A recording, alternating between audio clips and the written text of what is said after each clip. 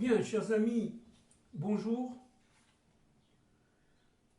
Je voudrais continuer ce que j'ai dit tout à l'heure. Nous sommes toujours évidemment le 1er janvier 2023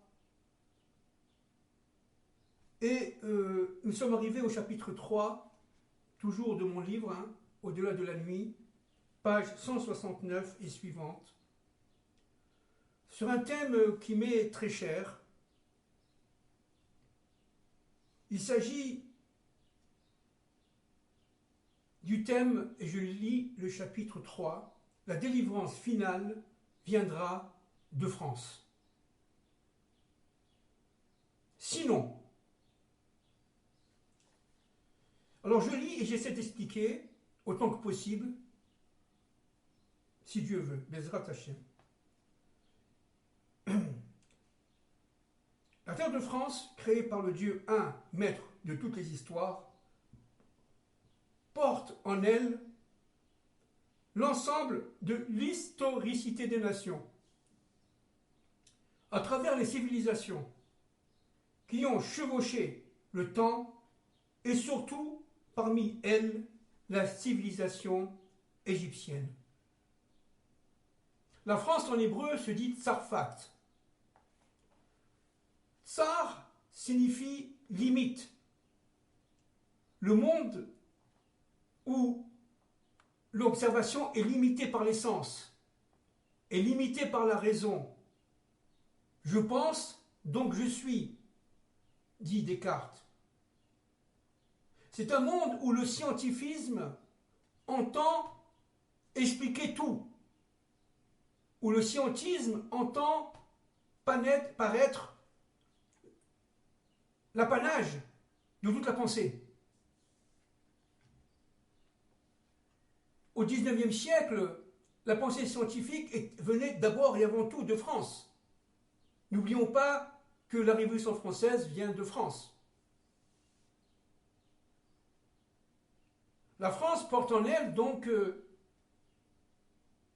les forces qui étaient présentes en Égypte à l'époque. Elles ont été évidemment ces forces laïcisées.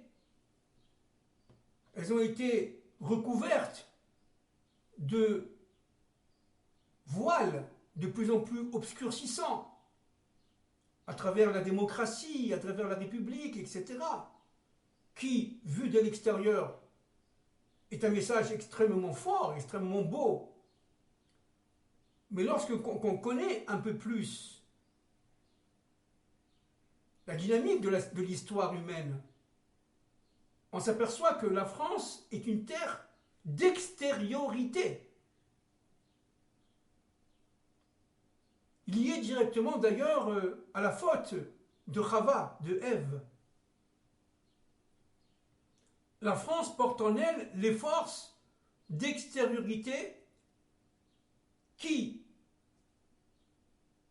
se sont obscurcies du fait de la faute originale. Le serpent a attaqué d'abord la France, Ève, Chava, pour atteindre Israël. Dans le mot Tsarfat, certes, on l'a vu tout à l'heure en quelques secondes, bien entendu, quelques secondes, on a vu que c'était le monde des limites, le monde des forces de l'Égypte. Tsar est lié à Mitzraïm. C'est quoi Mitzraïm? C'est l'Égypte. Mitzraïm en hébreu signifie Égypte en français. Dans le mot Tsarfat, France, il y a la racine du mot égyptien Mitzraïm, de l'Égypte, pardon, du mot hébreu signifiant l'Égypte, Mitzraïm. Tsar, on retrouve les deux côtés. Maintenant, plus que ça, dans le mot Tsarfat, vous avez aussi une autre signification. C'est que Tsar, c'est un des noms secrets des forces négatives, ce qu'on appelle le Satan. Et ces forces négatives du Satan, qui vont, à partir de la France, à partir de la faute de Adam Arishon et de Chava, va se révéler dans le monde entier. Cette notion de scientisme, cette notion de rationalisme historique,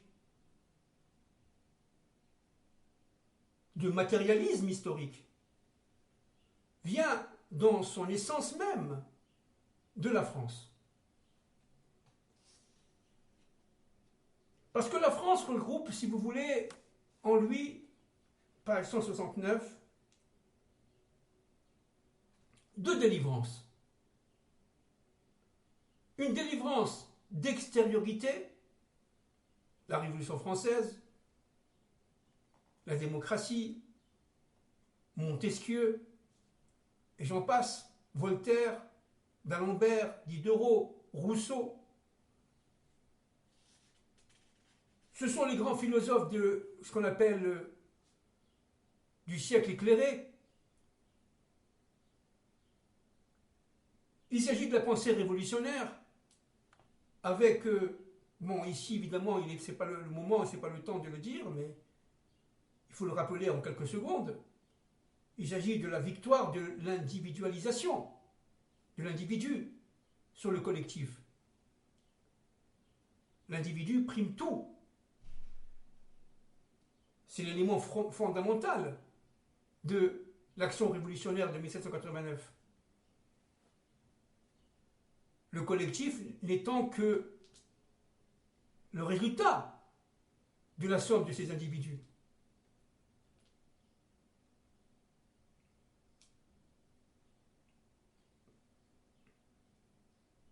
Le mot fat, donc sarfat, a la même valeur numérique que la femme originelle qui a fauté et qui s'appelle Lilith. La femme frivole s'appelle Lilith, chez nous, dans la Torah, dans le langage secret, qui a la même valeur numérique, je ne sais pas si on se rend compte, que fat. Tsar, fat. Il s'agit d'une délivrance extérieure, j'avais écrit, page 170, extrêmement attirante, porteuse d'espérance et de salut, mais imbue d'elle-même, assurée de sa propre victoire, assurée que sa révolution allait devenir source de l'apothéose pour le bonheur humain.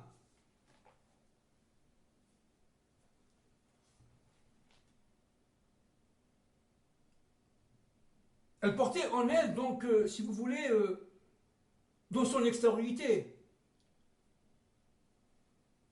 des forces incommensurables, certes extrêmement séductrices, extrêmement attirantes, apaisantes même. Heureux comme Dieu en France, dit-on.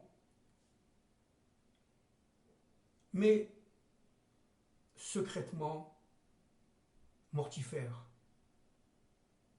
Une véritable dénaturation de l'identité humaine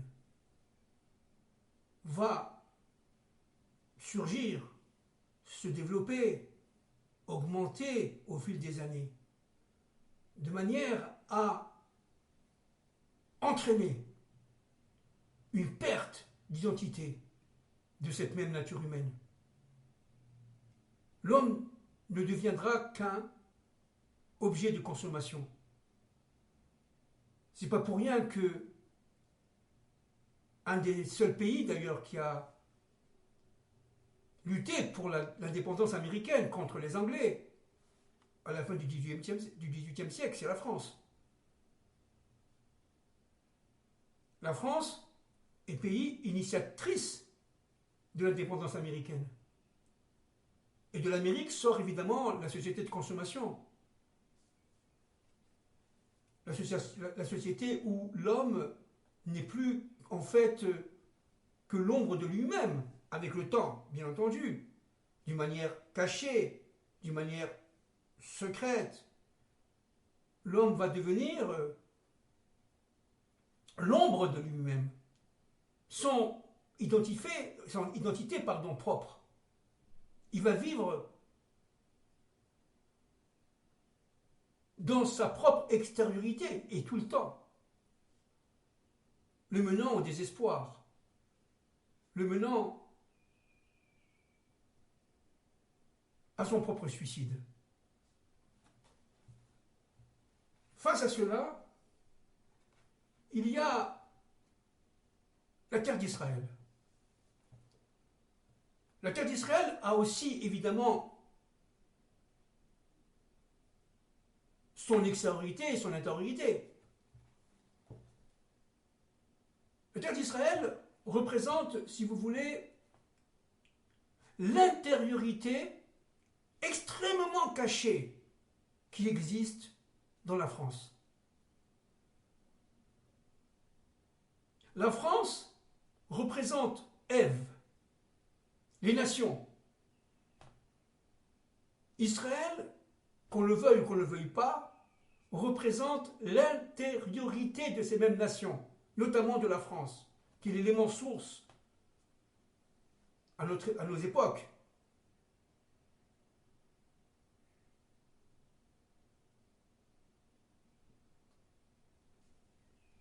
Le serpent a voulu infecter les nations, la France, Ève, afin d'atteindre l'intériorité de Adam, Israël. Le Rajbi dit que Adam, c'est Israël. Je dis ça de mémoire.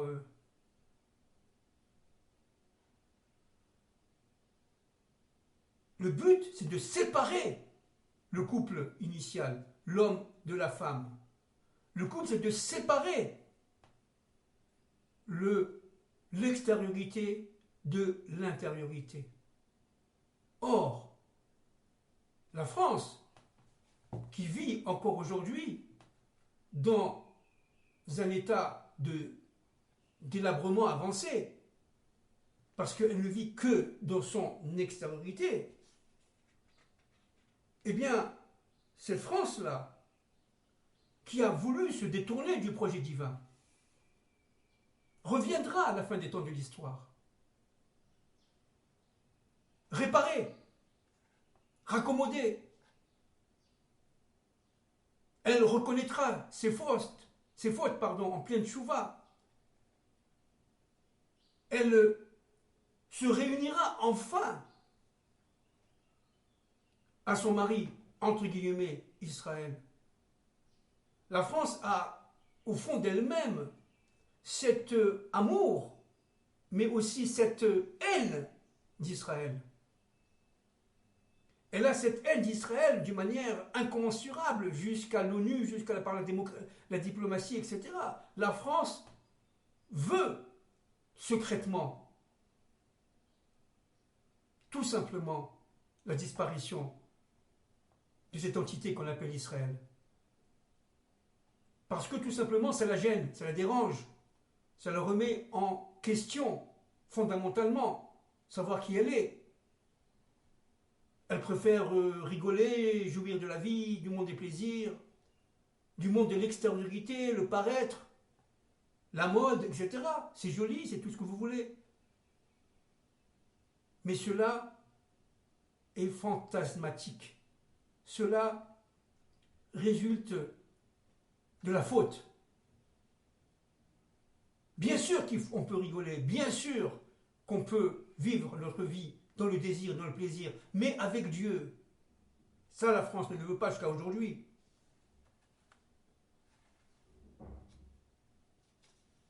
Et entre parenthèses, regardez aux pages, si ça vous intéresse, pages 173, 174 et suivantes, l'exécution du roi Louis XVI, ce 21 janvier 1793, en place royale, c'est tout simplement la signature du combat secret de la France face au projet de Dieu. Vous savez que l'homme est un vave, on l'a déjà dit de nombreuses fois. Et qu'est-ce que c'est qu'un vave? C'est un yud allongé. Pour ceux qui connaissent un peu l'hébreu, c'est facile. La lettre vav, c'est un yud, mais avec une queue longue queue, qui va du haut vers le bas. En coupant la tête du roi Louis XVI, qu'est-ce qu'on veut faire? On veut retirer le yud du vav, de manière à ce que Dieu n'intervienne pas dans l'histoire. Et qu'est-ce que c'est que le yud? Vous savez bien que dans la lettre Aleph, vous avez le yud en haut, le vav et le yud en bas. Il s'agit tout simplement de retirer le yud d'en bas, de retirer à la France la capacité de se connecter à Hachem, à son Dieu.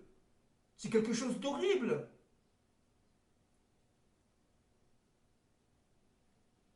Ce pauvre roi de France cherchait la clé. Il aimait beaucoup les serrures, disent les historiens. Il cherchait quoi? La clé de la délivrance. Il était profondément solidaire de son peuple. Mais il n'avait pas la clé, il la cherchait. Et les révolutionnaires lui ont coupé la tête. C'est-à-dire, ont coupé le yud et c'est devenu un vav, un bâton sans yud. Ça veut dire un bâton mortifère, obscur, sans capacité de réunir le ciel et la terre, sans capacité de reconstruire, entre guillemets, ou de révéler, c'est plus juste, le Aleph. En retirant le yud de l'histoire, on va décapiter le Aleph, tout simplement. On va lui enlever toute sa force, toute sa raison d'être. C'est une lutte implacable contre l'unité divine. Et le roi Louis XVI, aux pages 176 et 177, avait perçu cela. D'ailleurs, le Rida, le Rav, l'immense Rav, Raïm David Azoulay, a connu la reine de France, Marie-Antoinette. Marie-Antoinette était une chrétienne, mais une chrétienne imbue de vérité. Elle cherchait la vérité vraie avec sa mère, la reine de Prusse. Elles étaient tout simplement en communication directe. Et Marie-Antoinette cherchait, évidemment,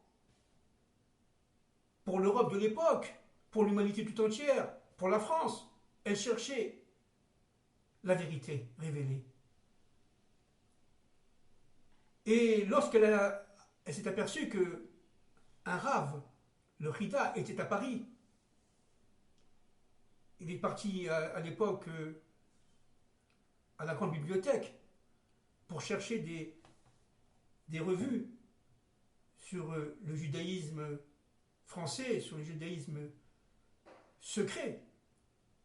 Il a été arrêté parce qu'il était habillé évidemment d'une manière tout à fait orientale et, j'allais dire, désalvoite par rapport aux Parisiens de l'époque. Il a été arrêté par la police. Il s'est arrivé aux oreilles de la reine. Et la reine a signé une lettre de cachet pour le faire venir à Versailles. Le Rida a connu Marie-Antoinette. Et a parlé avec Marie-Antoinette beaucoup.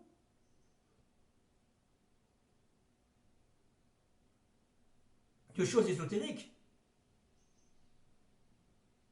De connaissances kabbalistiques.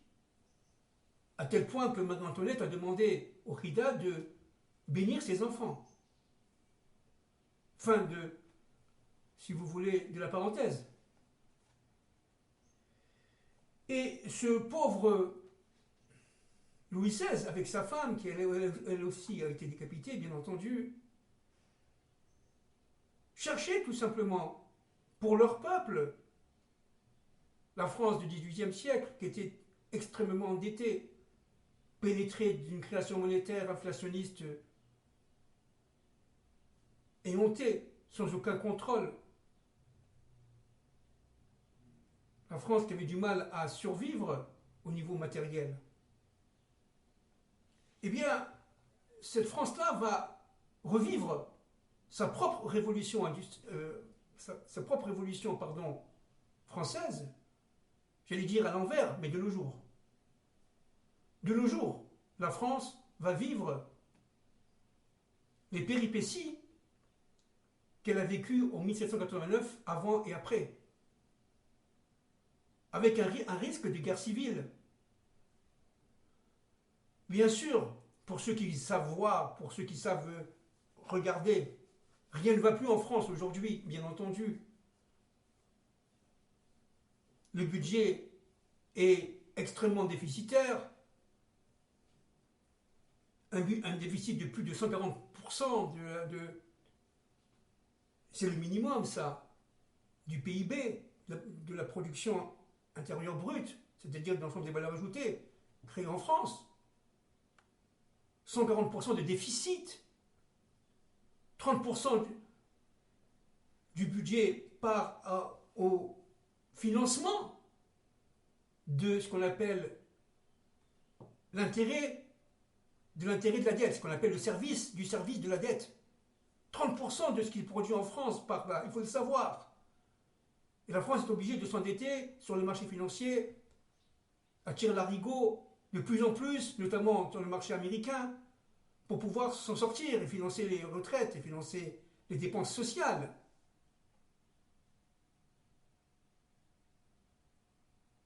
La France est un pays qui s'est désindustrialisé à outrance.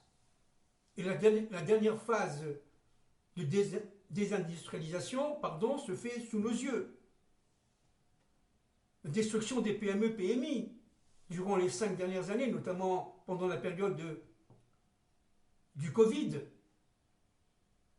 du Corona, où les achats ont chuté, où les transferts par Internet ont explosé, et les pauvres PME ont été obligées de fermer. Elles ont reçu de l'argent de l'État, mais il faut rembourser. La plupart des entreprises, aujourd'hui, ne peuvent pas rembourser ce qu'elles ont emprunté de l'État il y a quelques mois, quelques années. Donc nous allons, si vous voulez, vers une sorte de déstructuration de l'économie française. C'est très grave. Cela va entraîner évidemment une inflation galopante avec une perte de pouvoir d'achat qui est très grave.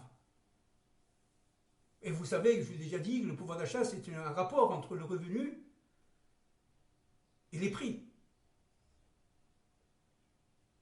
Et donc, les prix augmentant, les revenus n'augmentant pas au même rythme, le pouvoir d'achat va s'effondrer. D'autant plus que nous sommes à la veille d'une économie de pénurie. Pénurie au niveau énergétique, tout le monde en parle, parce que c'est évidemment connu, voulu même. Et il y a aussi les pénuries qui s'annoncent. Donc, la Révolution française actuelle, avec le réveil des populations, risque de provoquer le réveil d'une nouvelle France. D'une France tout simplement régaillardie.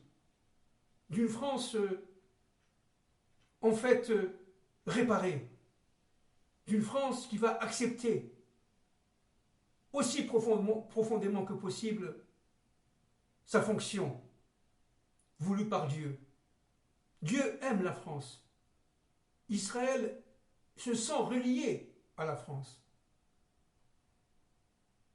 Le Messie est d'origine française, c'est sûr, même s'il est séfarade. La femme du Messie est française, c'est sûr aussi. Elle doit faire la réparation de Chava.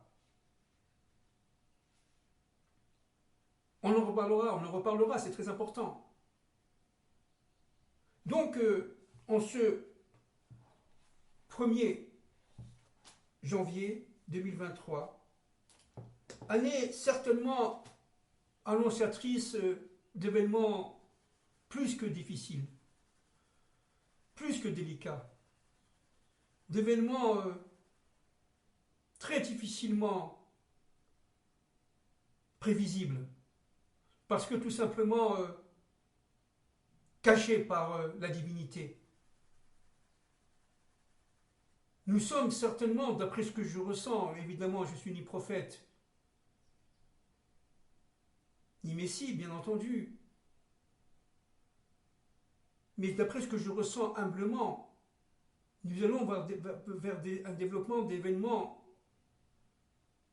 incontrôlables, pour ne pas dire plus.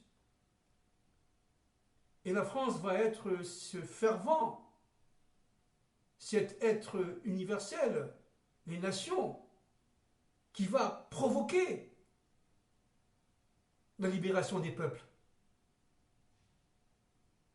De la France sortira une révolution qui va, comme en 89, s'exporter un peu partout dans le monde des dômes. Et ce qui est fondamental de comprendre, c'est que cette France-là, qui va transmuter, qui va être réparée, va rejoindre Israël. N'oublions pas que, on répète ce qu'on a dit, la France, c'est la femme, entre guillemets, d'Israël. La France, c'est Chava, Israël, c'est Adam. Et Adam et Chava étaient unis avant la faute. La France existait, évidemment, à l'origine des origines. Ça a été créé par Dieu, bien entendu. Elle était, si vous voulez, potentiellement existante dans l'âme de Chava. Comme Israël était potentiellement existant dans l'âme de Adam. La faute d'Adam Rishon a été de séparer la France d'Israël.